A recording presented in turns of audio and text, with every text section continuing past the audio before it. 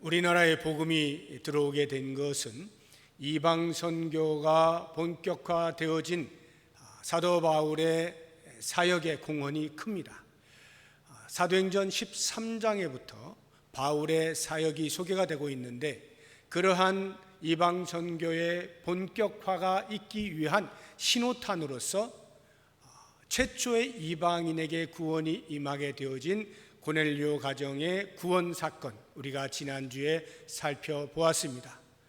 그 신호탄을 빌미로 해서 오늘 우리가 살펴보게 되어질 안디옥에서의 구원의 역사는 이방 선교가 본격화되어지는 데 필요한 교두보를 마련한 사건입니다.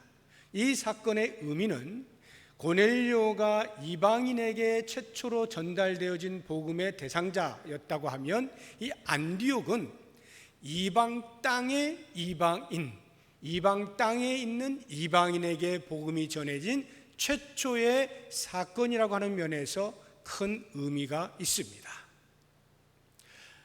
이러한 안디옥의 사건, 이것은 기독교 역사의 획기적인 선을 긋는 사건입니다. 왜냐하면 그 당시까지만 해도 고넬료에게 복음이 전달된 것만 해도 큰 일이었는데, 이방 땅에 이방인들에게 복음이 증거되어졌다는 것은 말로 표현할 수 없는 일입니다. 다시 말하면 이방 땅은 영적으로 보면 척박한 땅이고 황무지입니다. 복음이 들어가서는 안 되는 곳이고 복음과는 관련이 없는 땅입니다. 그렇게 영적으로 죽어있는 그곳에 구원의 꽃이 피어난 것에 대한 엄청나게 큰 사건인 것입니다. 저는 광야와 같은 그런 척박한 땅, 사막에 피어난 꽃을 제 눈으로 직접 본 적이 없습니다. 산 전체를 꽃으로 뒤덮은 그러한 장관은 제가 남아공에서 본 적이 있어요. 말로 표현할 수 없는 감격입니다. 어마어마합니다. 그런데 황무지인데 메마른 갈라진 틈 사이에서 한 송이가 고고히 핀 이런 것은 제가 눈으로 직접 본 적이 없어서 할 수 없이 제가 인터넷을 뒤져서 찾아보았습니다. 그랬더니 여러 그런 피어난 꽃들이 있는데 그 중에 하나를 제가 소개를 해드리도록 하겠습니다. 한번 보시죠. 보면 지금 이게 광야입니다. 그 광야에 한 송이 꽃이 피어 있는 거죠. 그러니까 꽃이 필 수 없는 그런 환경인데도 불구하고 이 꽃이 피어난 거예요. 그래서 한편으로 보면 참 외로워 보입니다. 홀로 쓸쓸해 보이는 거죠. 그러나 또 다른 한편으로 보면 만약에 저 꽃으로 인하여서 황무지와 같은 저 광야가 먼 훗날 저 꽃으로 확 뒤덮일 것이다 라는 기대감을 가지고 저 한 송이 꽃을 보게 되어지면 그 꽃의 고귀함, 그 생명력에 대해서 새롭게 우리가 볼 수가 있으리라 생각이 듭니다. 안디옥이라고 하는 그 이방 땅에 구원의 역사가 일어난 것은 영적인 광야에 한 송이 구원의 꽃이 핀 것입니다. 이 안디옥은요, 로마가 전 세계를 지배할 때에 점령하는 곳곳마다에서 로마의 흔적을 남기잖아요. 다 로마의 이제 식민지화 시키잖아요. 그러한 식민지 되어진 도시들 중에서 세 번째로 큰 도시입니다. 로마가 제일 큰 도시고, 이집트에 있는 알렉산드리아가 두 번째로 큰 도시고, 이 수리아에 있는 안디옥이라고 하는 도시가 세 번째로 큰 도시입니다. 그래서 수리아 전체 지역의 수도가 이 안디옥이었고요. 안디옥은 예루살렘을 중심으로 이해를 하자면 북동쪽으로 500km 떨어져 있는 먼 곳에 있는 이방 땅의 도시입니다.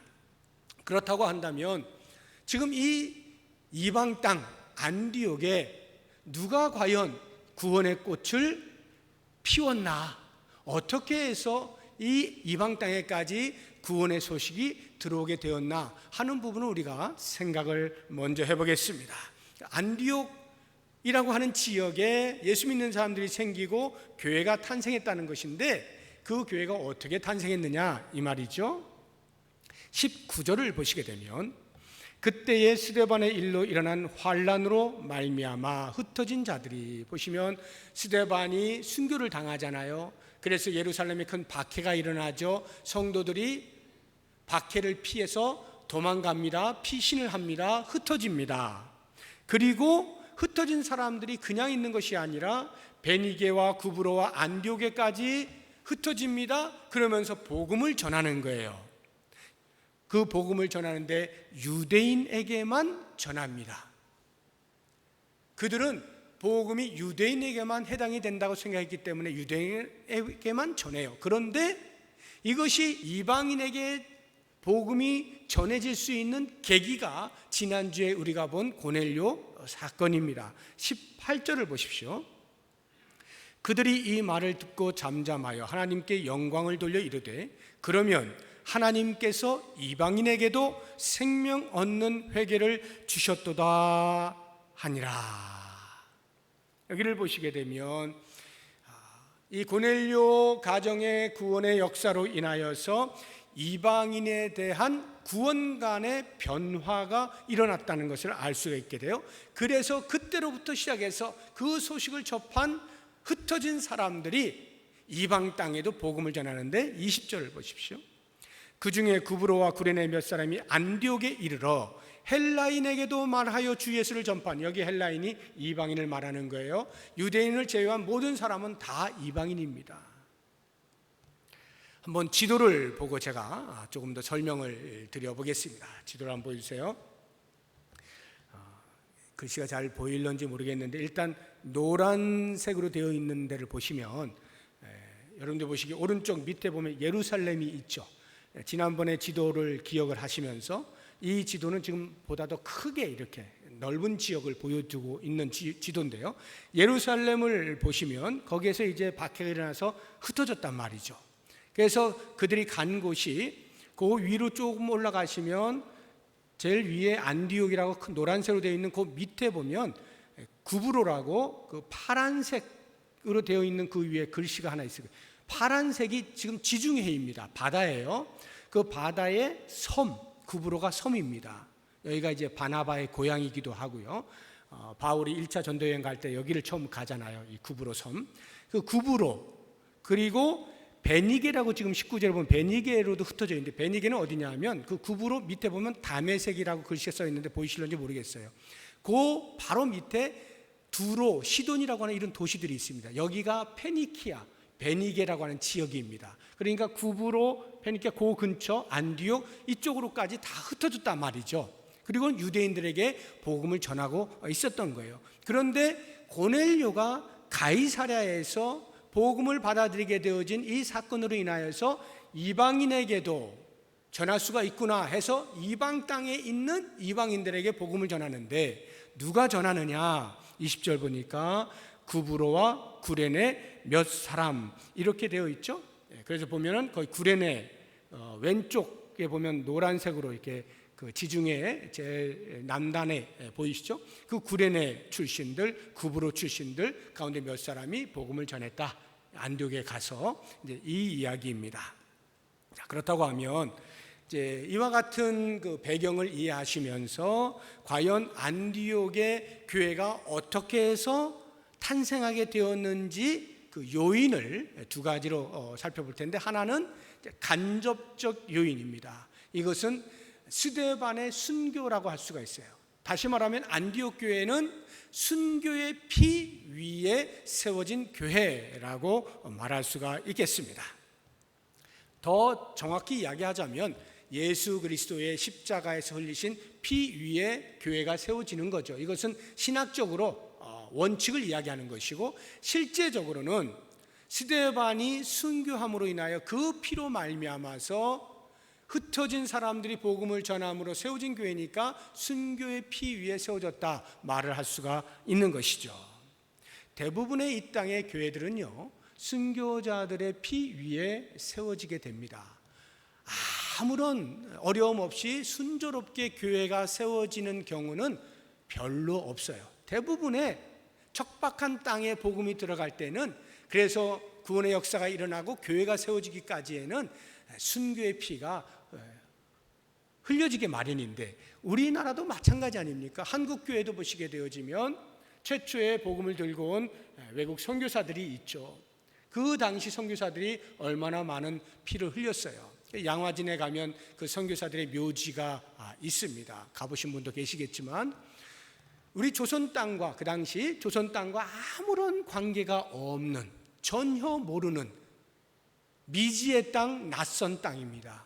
그 땅에 복음을 들고 찾아온 그 선교사들이 때로는 풍토병으로 죽기도 하고, 때로는 관리들에 의해서 죽기도 하고, 여러 가지 이유들로 인하여서 순교의 피를 흘리게 되죠.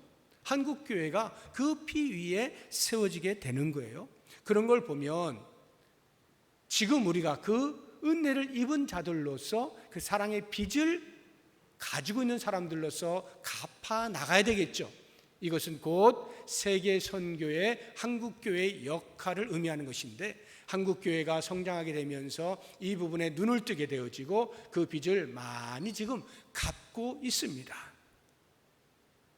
물론 지금 코로나로 인해서 여러 가지 환경적으로 어려움을 겪고 있습니다만, 굴하지 아니하고 계속해서 전 세계적으로 흩어져 나아간 우리 한국의 선교사들이 최선을 다해서 복음 전도 사역을 감당하고 있죠.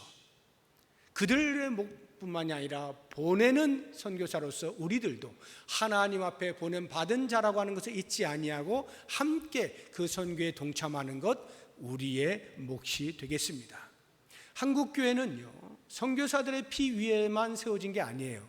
우리의 선조들, 믿음의 선배들의 흘린 피 위에도 역시 서 있는 것입니다. 용인에 가면 한국 기독교 순교자 기념관이 세워져 있습니다. 1989년에 우리나라 100주년을, 그 기독교 들어온 지 100주년을 기념하면서 착수를 해서 1989년에 이제 오픈을 한 기념관인데, 거기에 가시면은 일제 강점기, 그러니까 최초의 기독교가 들어왔던 시대로부터 해서 일제 강점기를 지나서 6.25 전쟁 때까지 계속해서 이렇게 복음으로 인하여서 피를 흘린 순교자들의 사진이 걸려 있어요. 253분의 사진이 걸려 있어요. 제가 언젠가도 말씀드렸지만 우리 교회 최기한 권사님의 아버님도 순교자로 거기에 사진이 걸려 있어요. 이름만으로 이렇게 하자고 하면 600여 분의 순교자 이름이 그 기념관에 기록이 되어 있습니다. 이분들이 목숨을 걸고 믿음을 지킨 그 피 위에 한국교회가 세워졌고, 지금 우리가 그 교회를 이어가고 있는 것입니다. 그렇게 본다면 우리가 오늘날 신앙생활을 할 때 대충 적당히 할 수 없는 거예요. 그들은 그렇게 신앙생활하지 않았죠. 철저하게 이 땅과 구별되어지는 거룩한 삶을 살고 믿음을 지키기 위해서 목숨을 건 그러한 신앙의 삶을 산 사람들입니다. 그렇다고 하면 우리가 오늘날 배가 불러 있을 때 별로 핍박이 없고 편안한 중에 신앙생활을 하게 되어질 때 혹시라도 우리가 세속주의에 물들지 아니할까 경계하고 조심해야 됩니다. 혹시라도 우리가 아니하고 해이해져서 대충 신앙생활을 하지는 아니한지 점검을 해봐야 됩니다. 그리고는 치열한 영성을 유지하고 발전해 나가서 그러한 신앙의 유산들을 우리의 후세들에게 또 물려줄 책임이 우리에게 있다는 것 꼭 기억을 해야 할 것입니다. 안디옥 교회는 이렇게 순교자의 흘린 피 위에 세워졌고, 보다 직접적으로 우리가 그 요인을 찾자고 하면 몇몇 무명의 그리스도인에 의하여서 세워지게 됩니다. 다시 20절을 보시게 되면, 그 중에 구브로와 구레네 몇 사람이 안디옥에 이르러 복음을 전파하였다. 구브로와 구레네 몇 사람. 제가 앞서 말씀을 드린 것처럼 안디옥 교회가 탄생하게 되어지고 안디옥의 복음의 꽃이 피어지게 된 것은 기독교 역사에 있어서 이방 선교의 교두보를 마련한 아주 중요한 사건이라 말씀을 드렸어요. 그러한 사건에 쓰임받은 사람의 이름이 기록이 되어 있지 아니하고 무명 처리되었다. 이걸 좀 생각해 봐야 돼요. 왜 누가는 그 사람들의 이름을 기록해 두지 아니하고 무명으로 처리했을까? 익명의 사람으로 처리했을까? 이름이 등장했다라고 한다면 우리는 바울처럼, 베드로처럼 아마 그 사람들도 우리의 입에 회자되면서 존경을 맞이 않았을 겁니다. 야, 정말 훌륭한 사람들이야. 정말 기독교 역사에 빼놓을 수 없는 사람들이야 하고 영웅화 시켰을 거예요. 물론 우리가 그러한 영웅들을 보면서 나도 그렇게 돼야지 하는 일면이 있지만, 또 다른 면으로는 그 영웅들 때문에 나는 그 자리에 있을 필요가 없는 것이고 그건 영웅들이 하는 것이고 라고 해서 이 복음을 전하는 일에 있어서 영웅들에게 맡기고 나의 역할은 그 영웅들에게 박수를 쳐주고 존경해 주는 것으로 내 역할이 다 된 것으로 착각을 하게 되어지는 이 부분을 저는 누가가 그 부분을 염려하여서 익명으로 처리하지 않았나 생각을 해보는 거예요. 왜냐하면 그 익명 속에는 나도 포함이 되잖아요. 이 거룩한 사명에는 누군가 영웅 같은 사람들만 등장하는 것이 아니고 그들에게만 그 일이 주어진 것이 아니라 이름 없는 무명의 그리스도인에게도 그 사명이 감당되어져야 된다, 주어져 있다. 이것을 독자인 우리에게 요청하고 있는 것이 아니냐 하는 겁니다. 그래서 그 용인에 있는 기독교 순교자 기념관을 가보시면 거울이 하나 있어요. 그 거울 밑에 글귀가 하나 써 있는데 나도 순교자가 될 수 있다 이렇게 써 있어요. 그러면 그 거울을 보고 옷 매무새를 고치는 사람들이 얼굴을 보고 자기 얼굴에 아, 저 사람이 순교자구나 이렇게 보는 거예요. 나도 순교자가 될 수 있다. 나도 그 자리에 있어야 한다. 있을 수 있다. 누군가 영웅 같은 사람들만의 일이 아니라 무명의 그리스도인인 나도 그 일의 부름을 받았다 하는 각오를 할 수 있도록 누가가 지금 일부러 익명 처리하고 있는 것이 아니냐 하는 것입니다. 사랑하는 성도 여러분, 나 한 사람 개인을 볼 때 보잘것 없죠. 큰 일을 하는 사람도 아닙니다. 그냥 주일이면 교회 나오고 신앙생활하는 평범한 사람입니다. 그렇다고 해서 그 평범함이 기독교 역사에 있어서 아무런 영향을 미치지 못하는 그러한 삶이라고 생각지 마십시오. 한 영혼을 구원하는 일, 그것이 척박한 땅에 구원의 꽃을 피울 수 있는 일이 될 수가 있고 그것은 어느 훌륭한 사람의 몫이 아니라 나의 몫일 수 있다는 것입니다. 그렇다고 하면 우리가 한평생을 사는 동안에 정말로 중요한 일이 뭐냐, 정말로 가치 있는 일이 뭐냐 하는 것, 바로 거기에 내 삶을 투자해 볼 만한 가치가 있지 않겠습니까? 그래서 주님 앞에 설 때에 너 뭐 하다 왔니? 하면 제가 이렇게 복음을 전하다가 왔어요. 이렇게 한 영혼을 구원하는 일에 쓰임을 받았어요 라고 할 때 그것이 한 영혼으로 그치지 아니하고 그 척박한 땅에 피어진 한 송이 구원의 꽃이 안디옥을 중심으로 해서 전 이방에 구원의 꽃이 활짝 피게 되어진 놀라운 계기가 되었다고 하면 혹시라도 나의 복음 전도하는 그 한 가지 일이 그렇게 쓰여질지도 모르는, 그래서 하나님께서 야, 착하고 충성된 종이다 칭찬을 받을 수 있는 그 영광스러운 날을 기대하시면서 오늘 우리에게 주어진 이 삶의 현장에서 한 송이 꽃을 피우는 일에, 구원의 꽃을 피우는 일에 쓰임받기로 작정하고 그 일에 내 삶을 투자할 수 있는 지혜로운 우리 모든 성도들이 되시기를 주의 이름으로 축복합니다. 두 번째로 우리가 생각을 해볼 것은 이렇게 피어난 구원의 꽃, 그 꽃이 정말 꽃다우냐 하는 부분입니다. 꽃다운 꽃이냐? 꽃이 피어나긴 했는데 시들시들하면 그 뭐 꽃이라고 하기도 그렇잖아요. 정말 꽃 같으냐? 다시 말하면 안디옥 교회가 탄생을 했는데 그 탄생되어진 교회에 사람들이 어떻게 평가하고 있느냐, 교회답다라고 평가를 하고 있느냐, 안디옥 교회의 평판에 대해서 누가가 어떻게 우리에게 진술하고 있는지 보도록 하겠습니다. 26절 뒷부분을 보시게 되면 제자들이 안디옥에서 비로소 그리스도인이라 일컬음을 받게 되었더라 말씀하고 있습니다. 예수 믿는 사람들이 생겨났습니다. 교회가 형성이 되었어요. 공동체가 형성이 되었어요. 그리고는 예수를 믿는 사람, 그리스도인이라 일컬음을 받게 되었다는 거예요. 오늘날 우리가 그리스도인 하면 어떠한 그 개념으로 이해를 하십니까? 예수 믿는 사람, 예수를 따르는 사람, 예수에게 속한 사람, 예수의 종, 뭐 이 정도가 그리스도인 아니겠습니까? 그러면 그 당시에 안디옥에 있는 성도들을 보고 주변의 사람들이 그리스도인이라고 말을 할 때는 그 의미가 그렇게 교회 다니는 사람, 예수 믿는 사람, 기독교를 종교로 하고 있는 사람, 이런 의미로 쓰고 있는 말이 아니었어요. 그때 사람들이 말한 그리스도인은 요즘 우리말로 속된 말로 표현을 하면 예수쟁이들, 이런 표현이에요. 저 예수쟁이들. 보통 우리가 쟁이하면 그리 좋은 말이 아니잖아요. 거짓말쟁이, 욕쟁이, 겁쟁이, 이렇게 어떤 성품을 드러내지 않습니까? 또는 노름쟁이, 도박쟁이 하면은 거기에 빠진 사람, 거기에 미친 사람, 이런 뜻이잖아요.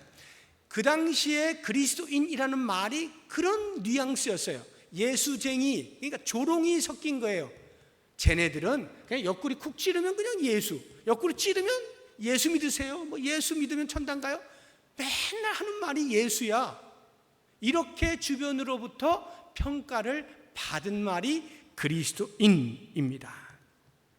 그런데 놀라운 것은 주변에서는 그렇게 조롱 섞인 말로 쓴 표현인데 그 말을 듣는 안디옥에 있는 성도들은 어떻게 생각했을까요? 그것을 다시 26절 보시죠. 뒷부분을 보시게 되면 제자들이 안디옥에서 비로소 그리스도인이라 일컬음을 받게 됐다. 이게 무슨 뜻이에요? 그리스도인이라 일컬음 받기를 간절히 원했는데 비로소, 드디어, 이 말 아니에요? 그러면 안디옥에 있는 성도들은 그 말을 듣고 싶어서 안달이 났다, 이 말이에요. 예수쟁이라는 말을 듣고 싶었던 거예요. 무슨 뜻일까요? 저들은 조롱의 말로 했을는지 몰라도 적어도 그들로부터 찌르면 예수라고 그렇게 평판을 받는 것에 자부심을 느꼈다 이거예요. 영광스럽게 생각했다는 거죠. 예수쟁이, 그 말이 너무나 좋은 거예요. 여러분, 이렇게 쿡 옆구리 찌르면 여러분에게 뭐가 튀어나옵니까? 옆구리 찌르면 욕 튀어나옵니까? 아니면 찌르면 불평이 튀어나옵니까? 아니면 다른 사람을 험담하는 험담이 튀어나옵니까?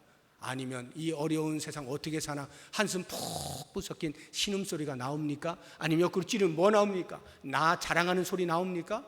사람들마다 다 다를 거예요. 관심사가 다 다를 거예요. 만약에 내 옆구리를 찔러가지고 예수 소리가 나온다면 그건 예수쟁이에요. 과연 나는 그렇게 평판을 얻고 있느냐, 이 부분을 한번 돌아보자는 것입니다. 나는 어떻게 예수 믿고 있는가? 사람들이 날 보고 뭐라고 말하는가? 그냥 종교가 기독교군요, 이 정도인 건지, 주일에 교회 가네요, 이 정도로 알고 있는 건지, 아니면 예수의 미친 사람이라고 알고 있는지.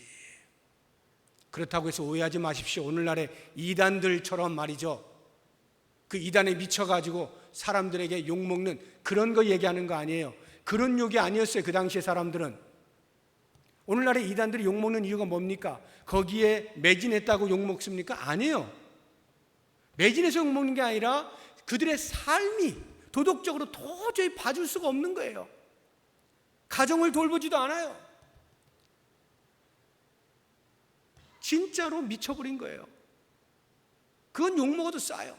그런데 당시 안디옥 교회 성도들이 그리스도인이라 조롱 섞인 말을 들은 것은 그런 게 아닙니다. 삶이 그들보다 부족해서 도덕적으로 윤리적으로 뭐가 흠이 있어서 그게 아니에요. 힘들고 어려운 가운데도 그들이 얼굴빛에서 환한 빛이 나오고, 찌르면 그저 예수라고 말할 수 있는 저것이 도대체 뭐냐, 저거 예수에게 미치지 않고서 어떻게 저게 가능하지?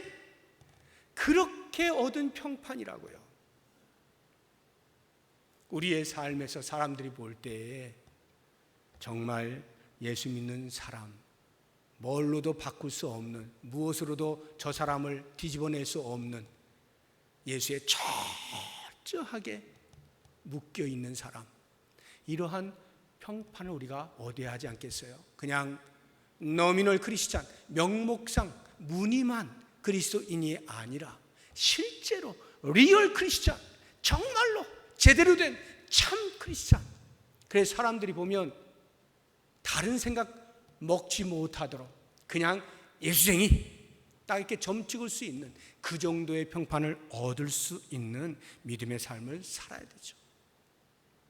만약 이것이 우리의 신앙의 연륜과 함께 생각해 볼 때 10년이 지나고 20년이 지나고 30년이 지나고 50년이 지나서 이렇게 계속 신앙의 연륜이 쌓이다고 하면 우리의 평판은 더욱더 견고하게 의심의 여지 없이 그러한 평판을 얻어야 되겠죠. 그런데 만약에 내가 50년을 믿고 60년을 믿고 한평생을 믿었는데도 불구하고 여전히 주변으로부터 손가락질을 받고, 야, 그렇게 믿을 것 같으면 뭐하러 믿냐? 이런 소리를 만약에 듣는다고 한다면 우리는 생각을 해봐야 돼요. 내가 제대로 된 크리스찬인가? 여기 안디옥 교회 성도들이 받은 그 평판, 이걸 생각을 해봐야 돼요. 이들은요, 어느 날 갑자기 이렇게 좋은 사람으로, 그리스도인으로, 예수에 미친 사람으로 평판을 얻게 된 것은 아니에요. 과정이 당연히 있어요. 그 과정을 보게 되어지면요, 예루살렘에서 안디옥에 복음이 증거되어진다는 소식을 듣게 되어지니까 확인차 바나바를 파송합니다. 이 바나바가 이제 안디옥에 가게 되는 거예요. 22절을 보시면 예루살렘 교회가 이 사람들의 소문을 듣고 바나바를 안디옥까지 보냅니다. 그래서 이 안디옥에 간 바나바가 어떻게 하느냐? 23절 보니까 그가 이르러 하나님의 은혜를 보고 기뻐하여 모든 사람에게 굳건한 마음으로 주와 함께 머물러 있으라 권합니다. 하나님의 은혜가 임한 것을 봤어요. 구원의 역사가 일어나는 것을 봤어요. 무슨 이방인에게 복음이 전해져? 하고 차단한 게 아니라 마음을 열고 하나님이 하신 일을 기뻐하고 받아들인 거예요. 그리고는 그 믿음에서 흔들리지 아니하도록 경고하라고 계속 권면을 하는 것입니다. 그것을 끝나지 않죠. 25절을 보시면 바나바가 사울을 찾으러 다소에 갑니다. 이때 사울은 아라비아 광야 3년의 훈련을 마치고 자기 고향 다소에 가서 다소곳이 기다리고 있어요. 약 10년의 세월이 흘렀어요. 그때 바나바가 찾아가는 거예요. 그리고 이제 네가 일할 때가 되었다 하고 불러내는 겁니다. 그리고는 어떻게 합니까? 26절에 만남에 안디옥에 데리고 와서 둘이 교회에 1년간 모여서 큰 무리를 가르칩니다. 그 성도들을 1년 동안 집중해서 교육을 시키는 거예요. 생각해 보세요. 그 1년의 교육 기간을 통하여서 성도들이 이렇게 평판을 얻고 있는 거예요. 그러니 10년을 신앙생활하고 50년을 신앙생활한 우리의 삶에 있어서 어떤 평판을 받아야 될까? 심각하게 우리 스스로를 돌아보고 점검하고 무게감 있게 이 말씀에 대하여 반응을 해야 됩니다. 과연 나는 주변으로부터 어떤 평판을 얻고 있는가? 마지막 세 번째로 우리가 생각해 볼 것은 그렇게 꽃이 잘 피었는데 과연 이 꽃이 향기를 내고 있느냐 하는 부분입니다. 교회가 잘 섰는데 정말 교회다운 삶을 보이고 있느냐 하는 안디옥 교회의 삶에 대한 이야기를 우리가 한번 보기를 원합니다. 안디옥 교회의 삶 27절 이하를 보시게 되면 이런 일이 일어납니다. 그때 선지자들이 예루살렘에서 안디옥에 이르니 그 중에 아가보라 하는 한 사람이 일어나 성령으로 말하되 천하에 큰 흉년이 들리라 하더니 글라우디오 때에 그렇게 되니라. 여기 글라우디오는 로마의 제5대 황제예요. 클라우디오스 제5대 황제인데 AD 41년에서 54년까지 통치를 합니다. 그때 그 사이에는 AD 45년경에 실제로 팔레스타인에 큰 기근이 일어나게 됩니다. 이 아가보라 하는 선지자가 예언한 것이 그때에 성취가 되었다 이 말이에요. 그러니까 29절에 제자들이 각각 그 힘대로 유대에 사는 형제들에게 부조를 보내기로 작정합니다. 우리 부조 보냅시다. 그리고는 30절 실행을 하죠. 바나바와 사울의 손에 들려주고 예루살렘에 있는 성도들에게 전달을 합니다. 한마디로 이야기하면 형제애를 실현했다는 말인데, 이들이 부조를 결정하고 실행을 할 때 그 힘대로 했다는 말, 그 힘대로, 이 힘대로 했다는 말이 힘을 다하여 이런 뜻이에요. 힘을 다하여 동참을 했다는 말인데, 저는 이 사건을 보면서 마음에 큰 감동을 받습니다. 이 예수 믿는 사람답게 사는 삶이라고 하는 것은 반드시 신앙의 연륜과 비례하는 것은 아니구나 하는 생각도 해보게 됩니다. 대부분은 비례를 하겠죠. 신앙의 연륜이 쌓일수록 삶에 있어서 그리스도인다운 삶의 모습이 잘 드러나겠지만 그게 반드시 그런 것은 아니에요. 이 안디옥 교회 성도들은 1년 고작해야 그 즈음밖에 안 되는 아주 짧은 연륜을 가진 사람들이에요. 그런데도 불구하고 하나님의 말씀을 듣고 배우는 데 있어서 가슴 깊이 새기고 그것을 자신의 삶으로 살아내는 일에 있어서 누구보다도 적극적으로 그렇게 해서 그 삶으로 증명해낸 이 모습을 볼 때에 그들의 그 성숙함에 저는 놀라게 되는 것입니다. 불과 1년의 교육의 열매로서 이와 같은 성숙의 모습, 이것은 사도 요한이 이야기하고 있는 것을 그대로 실현한 모습이라 할 수가 있어요. 우리 요한일서 3장 17절 18절 말씀 봅니다. 누가 이 세상의 재물을 가지고 형제의 궁핍함을 보고도 도와줄 마음을 닫으면 하나님의 사랑이 어찌 그 속에 거하겠느냐. 자녀들아, 우리가 말과 혀로만 사랑하지 말고 행함과 진실함으로 하자 하는 이 말씀을 그대로 실현한 사람들이 안디옥 교회 성도들이에요. 예루살렘 교회가 어려워지게 되자 그들을 위하여서 부조하기로 작정하고 보내는 거잖아요. 우리 교회가 얼마 전에 프랑스에 있는 몽펠리에 예사랑 교회를 위해서 격려 헌금을 하지 않았습니까? 같은 개념입니다. 코로나19로 인하여서 그 교회 성도들이 모이지 못하고 사역자가 경제적으로 어떻게 할 수가 없는 어려움에 봉착하게 됐을 때 그 소식을 들은 우리들이 결정을 하고 그래 격려헌금 합시다 해서 함께 실행을 했잖아요. 그리고는 놀라운 결과를 내지 않았습니까? 힘을 다해서 성도들이 부조한 결과 1,000만 원을 모아서 보냈습니다. 물론 어느 모 교회가 우리와 비슷한 그러한 목적을 가지고 헌금을 해서 수십억을 헌금한, 모금한 그러한 것을 제가 들었어요. 그건 그 교회고, 우리 교회는 우리 교회의 형편에 맞게 힘을 다해서 마음을 모아서 격려헌금을 한 거예요. 그리고 제가 생각할 때는 너무나 큰 감동이 되어지는 액수로 그렇게 보내드렸어요. 그 선교사님도 큰 감동을 받고 실제적인 도움을 받게 되어지고, 저는 이러한 것이 형제애라고 생각합니다.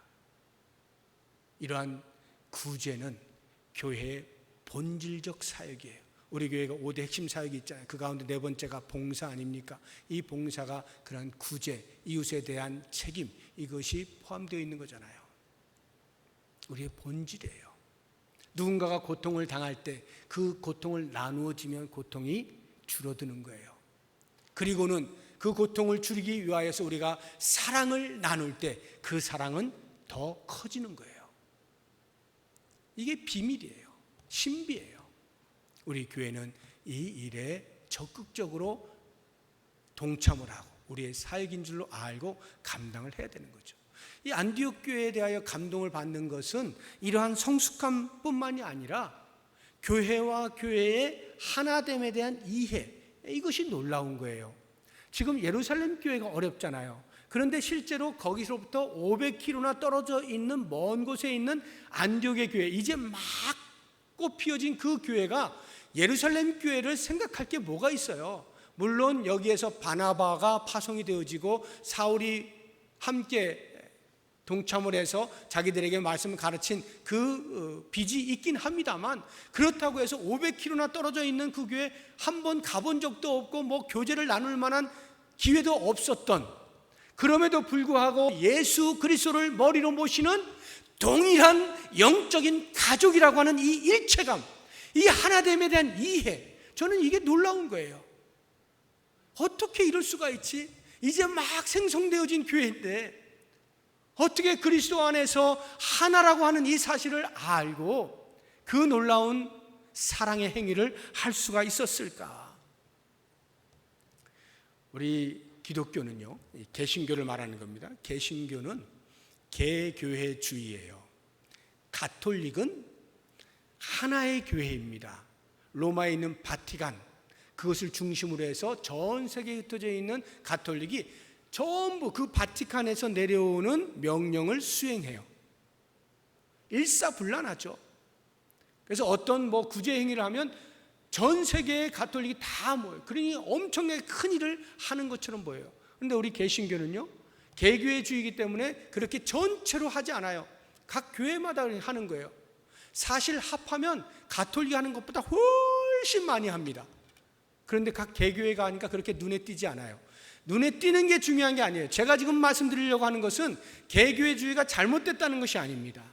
얼마든지 자유함을 가지고 각 교회마다 목표를 세우고 예수 그리스도의 성품을 따라서 하나님이 원하시는 뜻들을 이루어 나갈 수 있어요. 아주 좋은 거예요. 그러나 만약 그것이 그래서 내 교회만을 보호하겠다, 내 교회 외에 다른 것에 대해서는 관심 갖지 않겠다 라고 하는 쪽으로 간다면 이건 큰 문제입니다. 기독교는 그러한 종교가 아니에요. 개교회적으로 사역을 감당한다 할지라도 합하여 하는 일이 생길 때에는 적극적으로 가담하는 거예요. 그래서 우리 교회가 포함되어져 있는 노회가 있잖아요. 약 100여 교회가 한남노회라고 하는 이름 아래 모여 있습니다. 여러 노회들이 합하여서 대한예수교 장로회 총회라고 하는 큰 울타리 안에 포함이 되어 있습니다. 이게 한 교단이에요. 이런 식으로 여러 교단들이 개신교 안에 있죠. 무엇인가 큰 공동체에서 일을 추진하고자 할 때 마음을 모으는 것 굉장히 중요한 거예요. 야, 우리 교회 일도 아닌데 거기까지 신경 써 라고 한다면 그것은 아직도 그리스도 안에서 하나됨에 대한 이해가 부족한 거예요. 1년 된 교회가 그것을 깨닫고 시행하고 동참을 한다면 하물며 오래된 역사를 가진 우리 교회는 더 말할 것 없는 거죠. 일체감을 가지고 하나님의 나라를 위해서 함께 마음을 모으고 우리의 것들을 나누고 피차에 이와 같은 일들을 통해서 하나님 나라를 이루어가는 것이 중요한 거죠. 이제 말씀을 정리해 보겠습니다. 안디옥 교회의 발생으로부터 그 교회의 교회됨을 우리가 살펴보았는데, 척박한 땅에 피어난 한 송이 구원의 꽃이 오늘날 전 세계를 뒤엎은 것을 우리가 뒤덮는 것을 보고 있지 않습니까?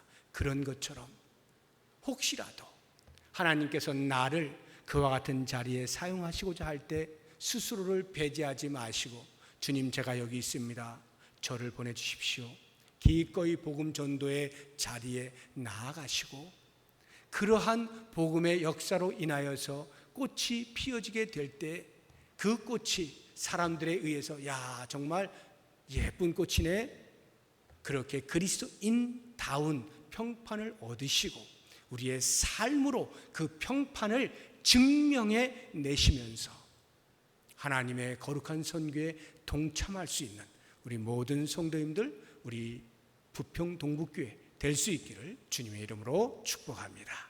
기도하겠습니다. 하나님 아버지,